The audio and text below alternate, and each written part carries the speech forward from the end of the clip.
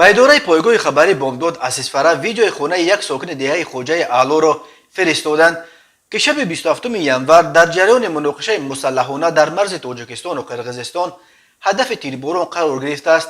در ویدیو آثار تیرها و دیوارهای این خانه دیده می شوند. به گفته ساکنان این خانه از محل درگیری های اخیر در مرز اسفره با ناحیه بادکند قرقیزستان دور بود، ولی با وجود این از طرف قرقیزستان بالای آن تیرپرانی صورت گرفته است.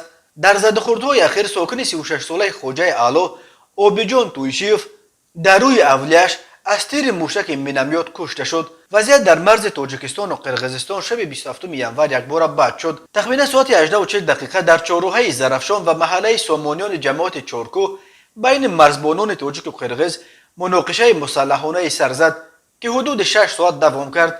در این مناقشه از جانب تاجیکستان 2 نفر ملکی کشته و 10 نفر دیگر از جمله 6 نظامی و 4 نفر ملکی زخمی گردیدند. جانب قرقیزستان گفت در مناقشه اخیر در مرز بادکند و اسفره از جانب اهالی و حربیان قرقیز کسی کشته نشد، ولی 11 حربی قرقیز تیر خوردند.